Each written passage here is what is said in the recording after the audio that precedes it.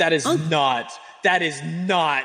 Yes, that is Alfred. That's Alfred. Not Alfred. Yes, it's Alfred. Not only is it Alfred, Alfred is Chinese and he's gay. What? What the fuck? I was hoping you'd do like a Chinese gay voice. Like, I know I wasn't there for you then. I know I wasn't there for you then. But I'm here now. A long time ago, I was in Burma. My friends and I were working for the local government. They were trying to buy the loyalty of tribal leaders by bribing them with a tangerine. But their caravans were being raided in a forest north of Rangoon by a bandit. So we went looking for the tangerine. But in 6 months, we never met anyone. One day, I saw a child playing with a tangerine. The bandit had been throwing them away. Well, because he thought it was good sport, because some men aren't looking for anything logical. Some men just want a tangerine.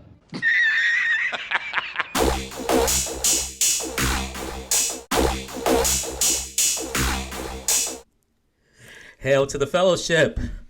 Thanks for tuning in. I am your nerdy normie reviewer, the Elven Barber, and joining me, TC, the token cripple. How are you, sir? I'm good. I'm glad to be back. And we're those guys. Today we're going to be talking about Pennyworth episode number 2. But before we get started, we do ask that you smash that like button, subscribe, leave a comment, let us know what you think, hit that bell for notifications, and share this video out there. Share it out there. TC, Pennyworth, what were your thoughts about this episode before we dive right on in? It was there were definitely some tism moments in this episode. Definitely. But I mean, it's infinitely better than the Winchesters. Oh yeah. Yeah, you aren't lying there. So the episode open. Go ahead. No, that was it. It was just a middle. So the episode opens up. There's a guy getting chased through the streets of London. It's dark out, and he gets cornered by all these men. And then this one gentleman walks up to him, clearly the boss of all of them. This older gentleman. He goes, "Do you know who I am? Do you know who I am?" And the guy's like, "Oh, I'm sorry. I think he calls him Mr. Ripper." I'm like, and initially I'm like, "What, Jack Ripper?" Like they're already I'm like, they're already throwing Jack Ripper in this fucking show. It's only his episode 2. I also got V for Vendetta vibes. I got V for Vendetta vibes with the chase. Oh yeah, for sure, yeah. Maybe that was just me. No. I got those vibes too. Then we get to well, clearly this Ripper guy does something to the guy that they're chasing, makes an example out of him, whatever bad guys do to men who wrong them. So then we get to Alfred. Yep. I don't know where was he working at night, I believe? Is he doing his security job? So he gets approached by Thomas Wayne. He's still being a bouncer in that club. In that club. He gets approached by Thomas Wayne about... Who says, I have some work for you that can be noble. And Alfred makes a pretty decent comment. Last time I got involved with you, my girlfriend almost died, so fuck off. Yeah, last time I got with you, it was a big flustercluck, so to speak. So, not really interested. Not really interested. And he has a sound argument. Like, I'd feel the same way. Like, no thanks. Yeah. No thanks. I do like that, just a general note on the characterization. Characterization for all the characters is pretty solid. Mm-hmm. Like when the guy's hassling Esme, like halfway through the thing, she just goes, "Oh yeah, I'm waiting for my boyfriend. Oh, what's he do? He kills people." Like, yeah, just... yeah. It's like that's those subtle things about her character and her description of him, where this guy's trying to talk to her, and clearly she's not interested, but she's having fun with it. Yeah. And it plays. It kind of goes along with her acting background as well. So. The acting, that's gonna be fun. You're blind, Johnny. Blind, I tell you. So from there we go to they're at the pub, and Alfred's talking to Dave Boy. I don't know if the other guy's there or not.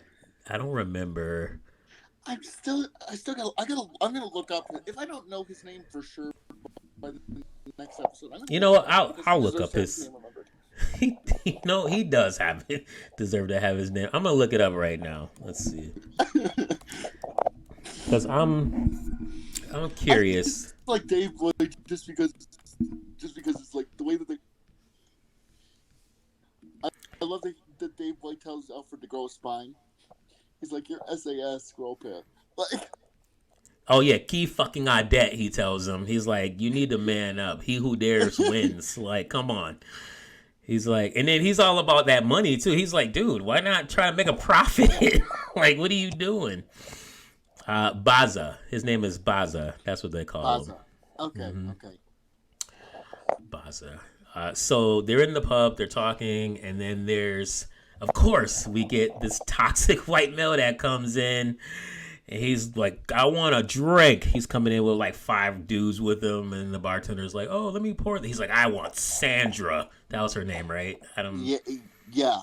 I want Sandra to pour me a drink because I'm a creepy, toxic white male. and then when she goes to pour it, he goes nice and slow. Like, yeah, it's just so creepy. I'm like, oh my God. Nice and slow. So I can watch you do it. Yeah. Or whatever. So then Dad goes the pub because he's a pub owner. Dad goes and talks to. Oh, he's a Ripper guy too. He's Ripper guy's right. nephew. Ripper guy's nephew, by the way, Jason Ripper. So Dad's talking to Alfred and Dave Boy, and he's like, yeah. Which, honestly, I kind of respected the writing in this because Dad's like, yeah. So when like Mom passed. Like Sandra would help me at the bar, and she would be a little overly friendly with the patrons to get more money, to bring more money in, which initially I thought it was okay, but then now I'm like, that was a bad idea. So he's acknowledging at least that, I get it. Like, I shouldn't have like enabled this for just because of extra money coming in the bar, because now there are consequences now, because now this guy is accosting my daughter at every turn. And the guy's telling this to Alfred and Dave Boy, and Dave says like, oh, Alfred will take care of it, and Alfred's like, no, like I don't like I want. They're dealing with the guys from where did he say, from like White Town or something? Yeah, whatever the name of that place was. Whatever the name of that guy. This isn't Harry Potter. Why are they afraid to say this guy's name? Yeah, like he's like, and then Dave Boy's like, I'm not a fucking afraid. Like he's like, I'll say his name. I don't give a fuck. Like, Dave Boy's a cat. Yeah, Dave Boy. Yeah, beast. So finally, does Alfred agree to? I think Dad hires him, right? The pub owner, he ends up hiring him to. Yeah, I think there's a little bit more of a back and forth, but. Yeah, much to Alfred's. Gets hired, yeah. Yeah, much to his chagrin, he ends up getting hired and to assist with the issue. And how does he assist with this, you might ask?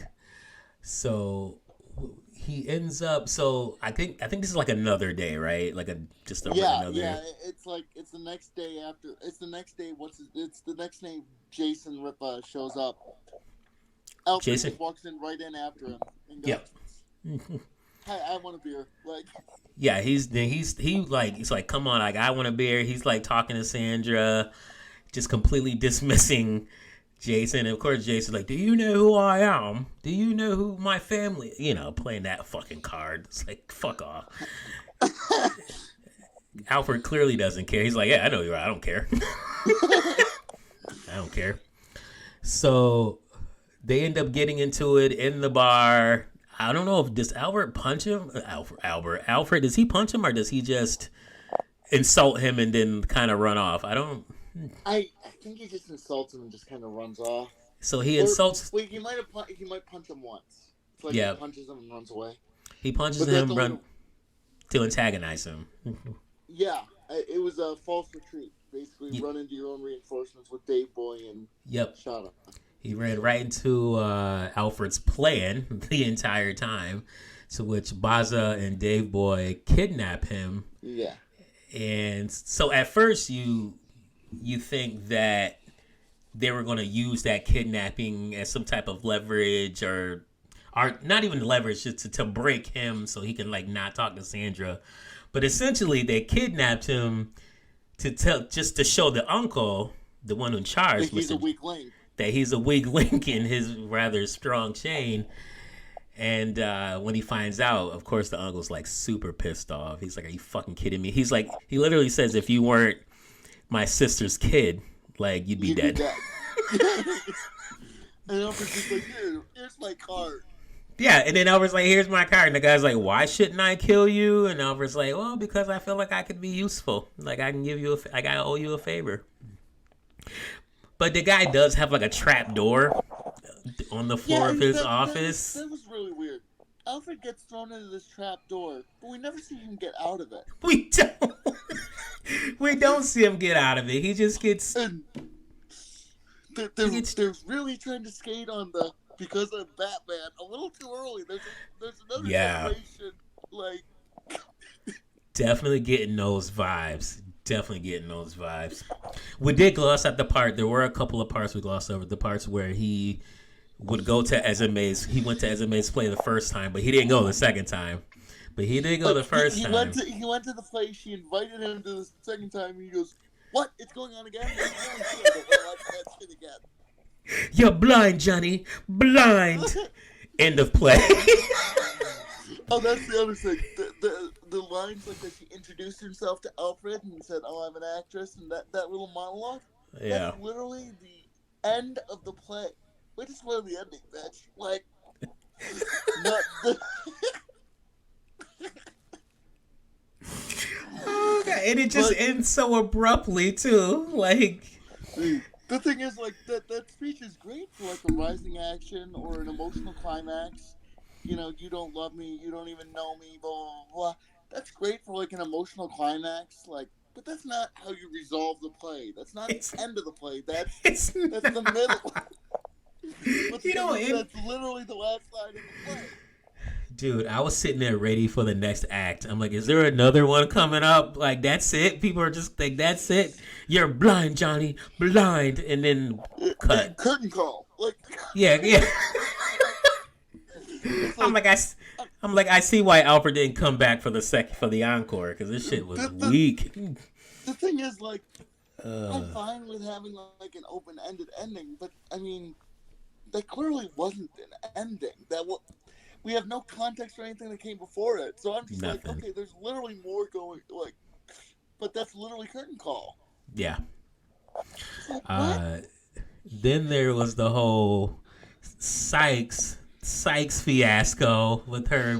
She's manipulating the guard now to can do I her say one bidding. more thing on the Esme angle? Yeah.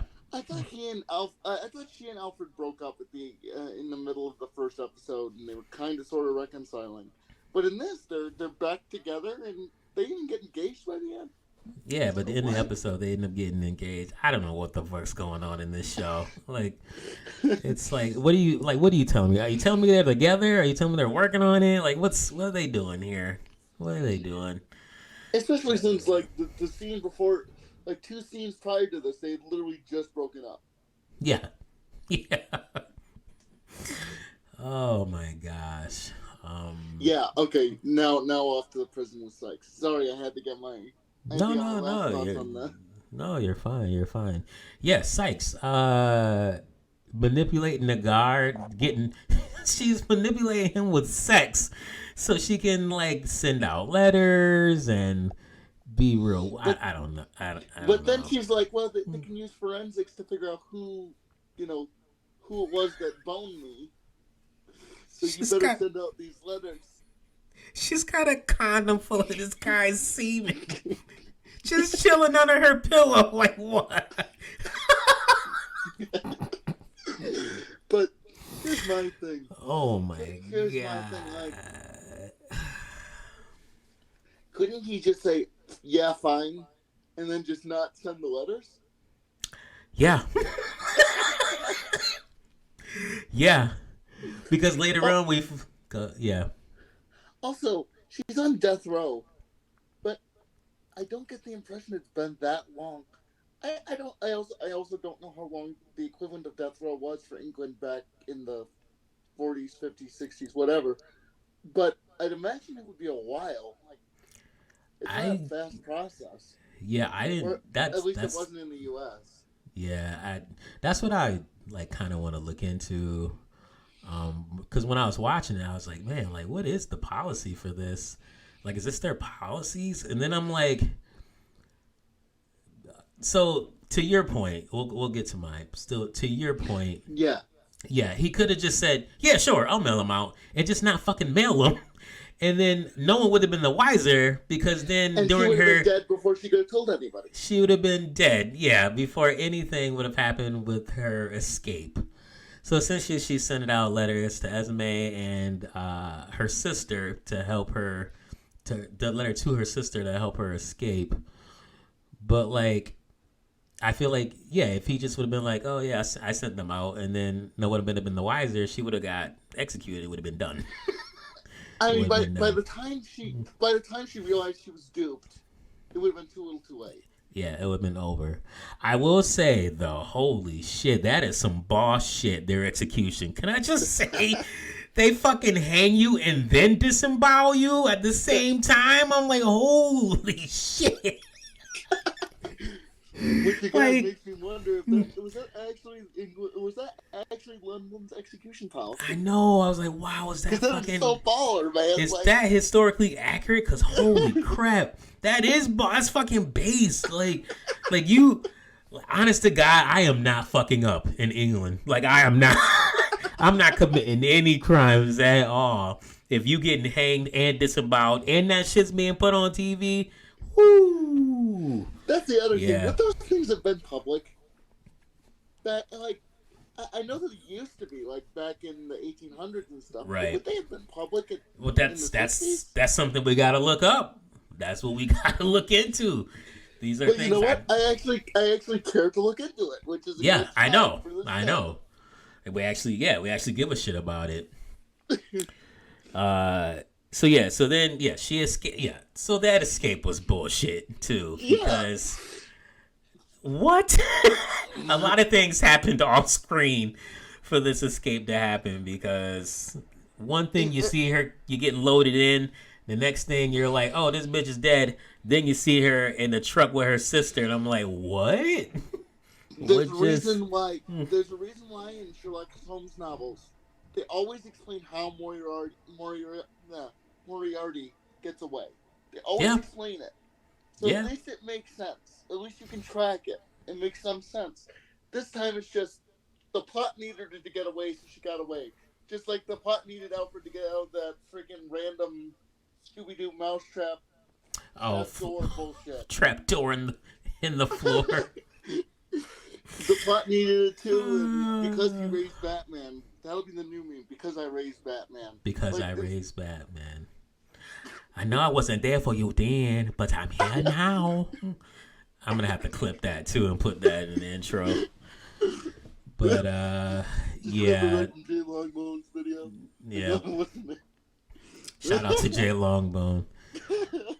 But yeah, this is, and so they're broadcasting this, and Alfred's with Esme. I think he's at their parents' place, and they're all watching it. And she's also terrified because the douche guard actually mailed out the letter. Yeah, he actually mailed them out. She received hers, and she's like, "Oh my God," she's traumatized naturally.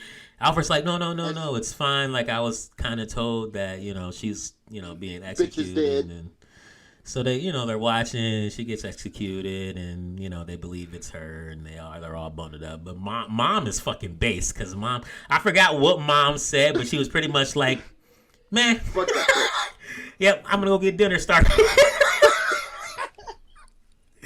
Like, Okay, Mom. so who wants to eat? Like, Yeah, Mom was why not. does somebody get disemboweled? Yeah. After watching multiple people get disemboweled, like there were multiple people. Oh my God! And Mom's just like, man, time to go get a cuppa. Like, shit. Also, they're throwing more shade on Thomas Wayne to make it look like he's an evilman. But again, we know how that all ends, so I don't really get the point. Exactly.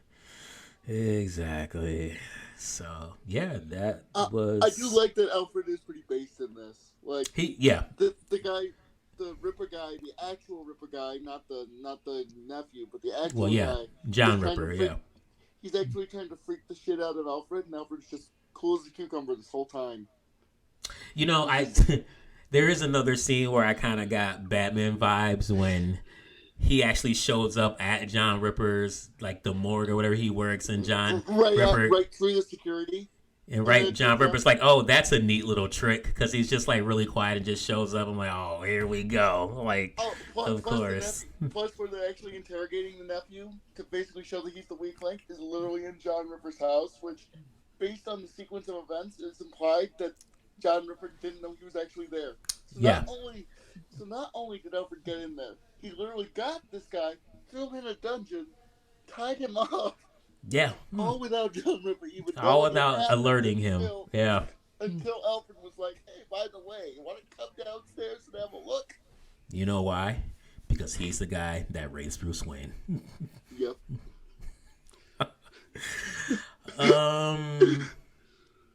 I think overall, so this episode, I think I would give it like a higher score. I'm thinking like either a 5 or a 6 this time out of 10. There was a lot of good parts I did enjoy about this episode. I just call bullshit on the on the escape, and I call bullshit on you're blind, Johnny, blind. The end of the play. Yeah, those. Not unless we have more context. Yeah, we definitely need more context, and the fact that Alfred just gets engaged like after a day. Like, after when literally the previous episode he broke up with this. He broke up with her. She broke up with him, but still. Yes. Yeah. Other than those things, it's like all right. I give it a 6, which is up 2 points. Which isn't bad at all. I mean, not compared to the other shit we're watching. I can tell you, I'm starting to remember some things. It's gonna start getting real interesting pretty soon. Like real, yeah. It's about to flip they're about to flip the script a lot. So can't wait to dive in and talk about that. So, but yeah, any lasting thoughts before we call this? We know where Bruce gets it. Fuck Ra's al Ghul. He doesn't need to trade that, man. Fuck Ra's. Fuck the league. Alfred's guy covered. Oh man, that's great. Well, we appreciate you guys tuning in and listening to us rant about episode 2. Of Pennyworth. We do ask that you, again, like this video. Please share it out there. Subscribe, comment, let us know what you think. And you're blind, Johnny. Blind.